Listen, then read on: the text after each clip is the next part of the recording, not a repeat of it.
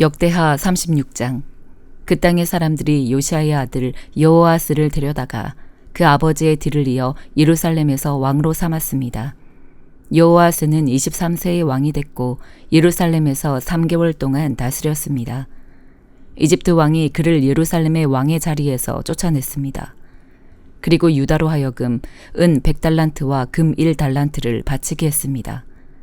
이집트 왕은 여호아스의 형제인 엘리야김을 유다와 예루살렘을 다스릴 왕으로 세웠고 엘리야김의 이름을 여호야김으로 바꿨습니다. 그러나 느고는 엘리야김의 형제인 여호아스를 이집트로 데려갔습니다.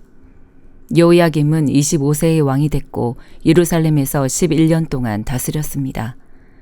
그는 여호와의 눈앞에서 악한 일을 저질렀습니다.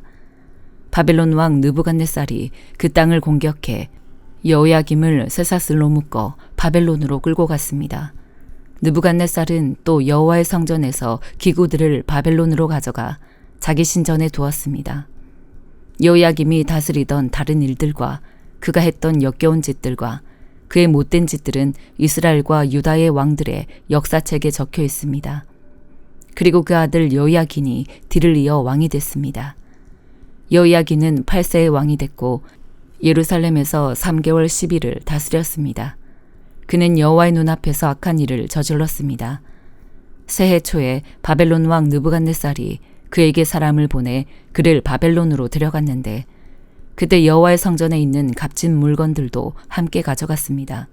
그는 여호야긴의 삼촌 시드기야를 유다와 예루살렘을 다스릴 왕으로 삼았습니다. 시드기야는 21세의 왕이 됐고 예루살렘에서 11년 동안 다스렸습니다. 시드기야는 하나님 여호와의 눈앞에서 악한 일을 저질렀고 예언자 예레미야가 여호와의 말씀을 전했으나 겸손하게 듣지 않았습니다.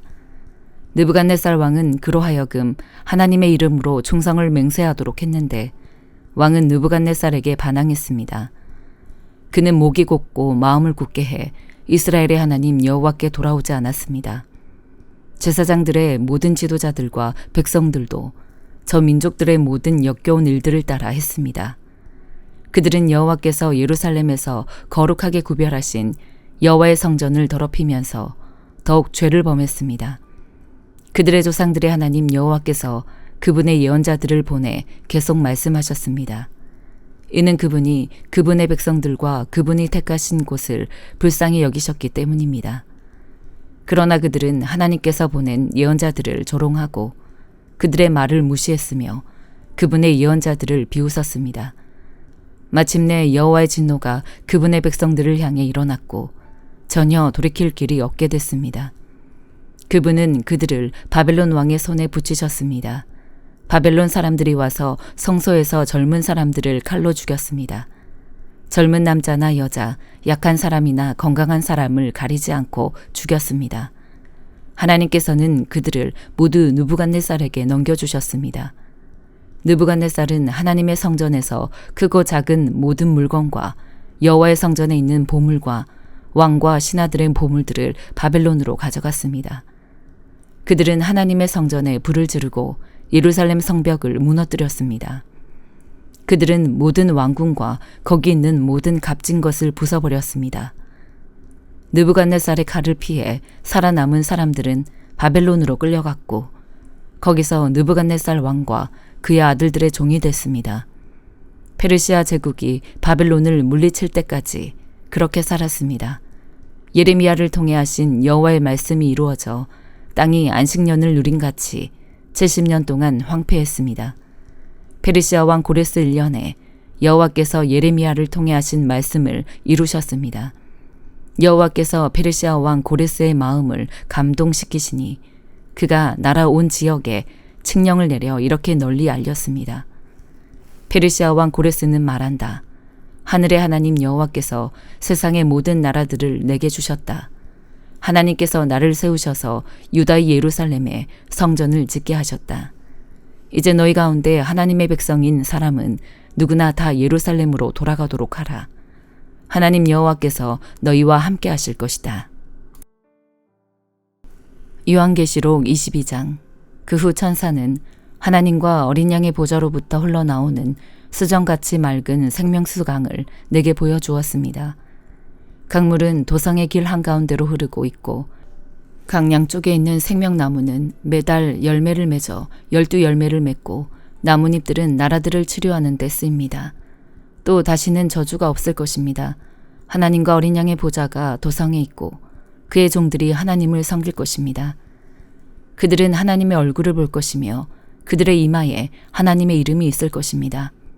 다시는 밤이 없겠고 그들은 주 하나님께서 그들을 비추심으로 등불이나 햇빛이 필요하지 않을 것입니다.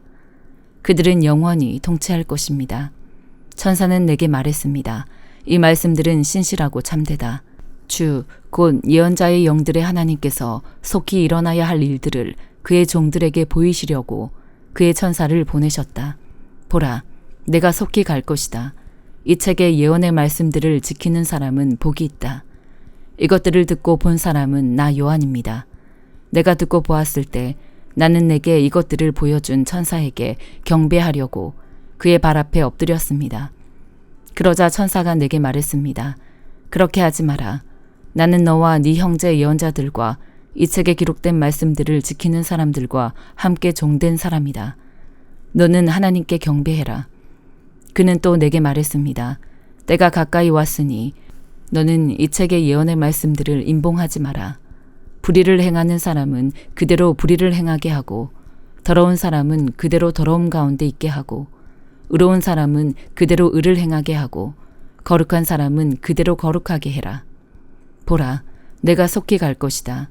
내가 줄 상급이 내게 있으니 각 사람에게 그 행한 대로 갚아줄 것이다. 나는 알파와 오메가요, 처음과 마지막이요, 시작과 끝이다. 생명나무를 취할 권리를 가지며 문들을 통해 도성으로 들어가려고 자기의 옷을 빠는 사람들은 복이 있다. 그러나 개들, 점술가들, 음행하는 사람들, 살인한 사람들, 우상 숭배하는 사람들, 거짓말을 좋아하고 행하는 사람들은 도성 밖에 있게 될 것이다. 나 예수는 내 천사를 보내 교회들에 대해 너희에게 이것들을 증언하게 했다. 나는 다윗의 뿌리요 자손이며 빛나는 샛별이다. 성령과 신부가 오라고 말씀하십니다. 이 말을 듣는 사람도 오라고 외치십시오. 목마른 사람은 오십시오. 원하는 사람은 생명수를 값없이 받으십시오. 나는 이 책의 예언의 말씀들을 듣는 모든 사람에게 증언합니다.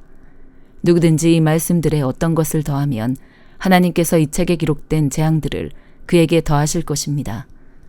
그리고 누구든지 이 예언의 책의 말씀들로부터 어떤 것이라도 없애버리면 하나님께서는 이 책에 기록된 생명나무와 거룩한 도성에서 그의 몫을 없애버리실 것입니다. 이 모든 것을 증언하신 이가 말씀하십니다. 참으로 내가 속히 갈 것이다. 아멘. 주 예수여 오시옵소서. 주 예수의 은혜가 모든 사람들과 함께 있기를 빕니다. 아멘. 말라기 4장. 보라, 그날은 반드시 올 것이다. 그날은 용광로처럼 타오를 것이다. 모든 교만한 사람들과 악을 행하는 모든 사람들은 지푸라기 같을 것이고 이제 올 그날에 그들을 다 태워버릴 것이다. 만군의 여호와께서 말씀하셨다. 그들에게 뿌리 한 가닥이나 가지 하나도 남지 않을 것이다. 그러나 내 이름을 경외하는 너희에게는 의의 태양이 떠올라서 그 광선으로 치료할 것이다. 그리고 너희는 외양간에서 풀려난 송아지처럼 펄쩍펄쩍 뛸 것이다. 그러고 나서 너희는 악한 사람들을 짓밟게 될 것이다. 내가 이런 일을 할 그날에 그들이 너희 발바닥 밑에 재와 같을 것이다. 만군의 여호와께서 말씀하셨다. 너희는 내가 호렙산에서 온 이스라엘을 위해 내 종 모세를 시켜서 명령한 율법, 곧 규례와 법도를 기억하라. 보라, 그 크고 무서운 여호와의 날이 오기 전에 내가 너희에게 예언자 엘리야를 보낼 것이다. 그가 부모의 마음을 자식에게 돌리고 자식의 마음을 부모에게 돌릴 것이다. 돌이키지 않으면 내가 가서 저주로 이 땅을 칠 것이다. 요한복음 21장. 그 후 예수께서는 디베랴 바다에서 제자들에게 다시 자신을 나타내셨는데 그 나타내심은 이러합니다. 시몬 베드로, 디두모라고 하는 도마, 갈릴리 가나 사람인 나다나엘, 세베대의 두 아들들, 그리고 다른 두 제자가 함께 있었습니다.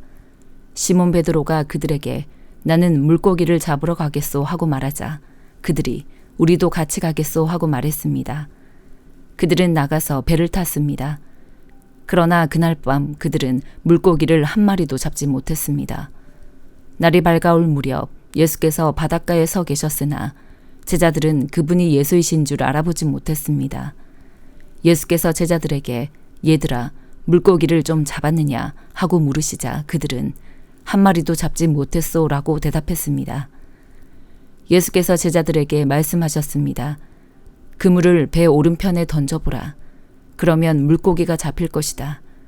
제자들이 그물을 배 오른편에 던지자 물고기가 너무 많이 걸려 그물을 배 안으로 들어올릴 수가 없었습니다. 예수께서 사랑하시던 제자가 베드로에게 말했습니다. 주이시다. 시몬 베드로는 주이시다라는 말을 듣자마자 벗어두었던 겉옷을 몸에 걸치고 물로 뛰어들었습니다.